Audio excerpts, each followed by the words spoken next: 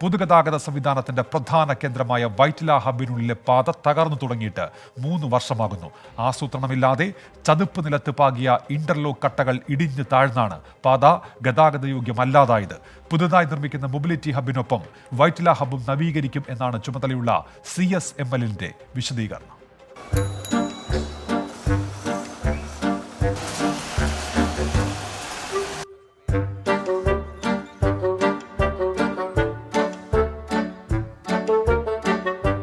പുറമേ നോക്കുമ്പോൾ എന്തൊരു ഭംഗി!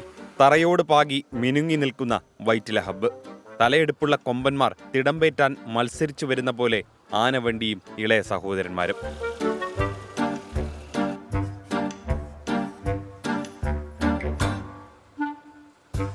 പക്ഷേ അകത്തു കയറണം രാപ്പനി അറിയണമെങ്കിൽ.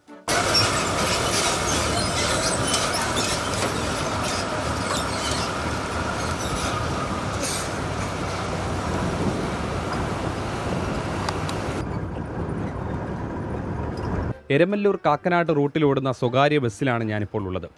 ഈ ബസ്സിൽ വൈറ്റില മൊബിലിറ്റി ഹബ്ബ് വഴി വണ്ടി ഓടിക്കുന്ന ഡ്രൈവറോട് തന്നെ നമുക്ക് ഇതുവഴിയുള്ള യാത്രാ അനുഭവം ചോദിക്കാം. ചേട്ടാ, നല്ല സസ്പെൻഷനൊക്കെ ഉള്ള വണ്ടിയാണോ? എങ്ങനെയാണ് ഇതുവഴി ഓടിക്കുമ്പോൾ തോന്നുന്നത്? വണ്ടി സസ്പെൻഷനൊക്കെ കൂടുതൽ റോഡിൻ്റെ ഇതാണ് പറയാനുള്ളത്. നമുക്ക് റോഡിലൂടെ എടുക്കുമ്പോഴത്തേക്കും കടലിൽ കൂടി പോകുന്നൊരു ഫീലിംഗാണ് നമുക്ക് ഇവിടെ കൂടി കിട്ടുന്നത്.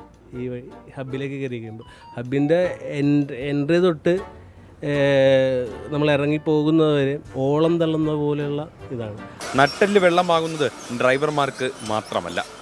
ചതുപ്പ് നിലത്തിൽ ആസൂത്രണമില്ലാതെ ടൈൽ പാകിയതാണ് ദുരവസ്ഥയ്ക്ക് കാരണമെന്നാണ് വിമർശനം.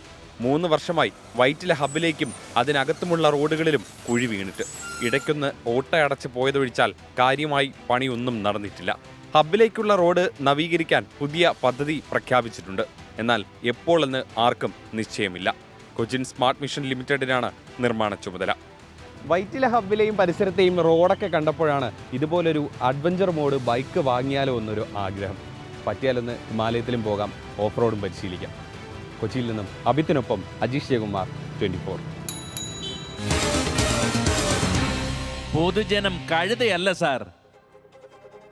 മെട്രോ നഗരമെന്നാണ് നമ്മൾ പറയുന്നത്. പക്ഷേ അങ്ങനെ പറയുമ്പോഴും നാണക്കേടാകും വിധമാണ് വൈറ്റില ഹബ്ബിലെ നിലവിലെ സ്ഥിതി. റോഡിന്റെ നവീകരണത്തിന് ഇനിയും എത്ര നാൾ കാത്തിരിക്കണം എന്നാണ് ജനങ്ങൾ ചോദിക്കുന്നത്. പ്രതികരണങ്ങളിലേക്ക്. ടിക്കറ്റ് കൊടുക്കുമ്പോൾ ഇതുവഴി പോകുന്ന സമയത്ത് ഓളം തള്ളി പ്രശ്നമാകുമോ? പിന്നെ തീർച്ചയായും ഭയങ്കര ബുദ്ധിമുട്ടുണ്ടാകാറുണ്ട്. ആൾക്കാരുടെ മുഖത്തേക്ക് കയറും, ബ്രേക്കും മണ്ണുണ്ട്, ചവിട്ടും മണ്ണുണ്ടല്ലോ. ഇതേപോലത്തെ കുഴിയുടെ ഇടയിൽ കൂടി വണ്ടി കാണുമ്പോൾ ചാടിച്ചാടിയില്ലേ, അപ്പോൾ ഒരുപാട് ബുദ്ധിമുട്ടുണ്ടാകാറുണ്ട്. ടിക്കറ്റ് കൊടുക്കുമ്പോഴാണെങ്കിലും ആൾക്കാർ ഈത്തയും വിളി നമ്മൾ കേൾക്കേണ്ടി വരും. റോഡ് ഭയങ്കര ശോചനീയാവസ്ഥ, ഭയങ്കര ബുദ്ധിമുട്ട്. റോഡ് മൊത്തത്തിലേ പോയി കിടക്കും, നടു പോവും, അതേപോലത്തെ കുണ്ടും കുഴിയും. അപ്പോൾ അവിടെ നല്ല പാത വരുമെന്ന് പ്രതീക്ഷിക്കാം. 2 പ്രധാനപ്പെട്ട വാർത്തകൾ വരുന്നു. ക്ഷേമ പെൻഷൻ വിതരണത്തിൽ ഇടപെടൽ ആവശ്യപ്പെട്ടുള്ള പൊതു താൽപര്യ ഹർജിയിൽ കേന്ദ്ര സംസ്ഥാന സർക്കാരുകൾക്കും സാമൂഹ്യനീതി വകുപ്പിനും ഹൈക്കോടതി നോട്ടീസ് അയച്ചു എന്നുള്ള വാർത്ത. പോലീസ് സംഘം വഴിതെറ്റി കാട്ടിലകപ്പെട്ടു എന്നുള്ള വാർത്ത നിഖിൽ പ്രമേശ് പാലക്കാട് റിപ്പോർട്ട് ചെയ്യുന്നുണ്ട്. അഗളി DYSP അടക്കമുള്ള സംഘം വഴിതെറ്റി കാട്ടിലകപ്പെട്ടു. ഇവർ മാവോയിസ്റ്റ് തെരച്ചിലിനായി പോയതാണ്. സുരക്ഷിതമാണ് സംഘം, അവർ നാളെ തിരികെ എത്തും എന്നാണ് ഇപ്പോൾ നിഖിൽ പ്രമേശ് റിപ്പോർട്ട് ചെയ്യുന്നത്.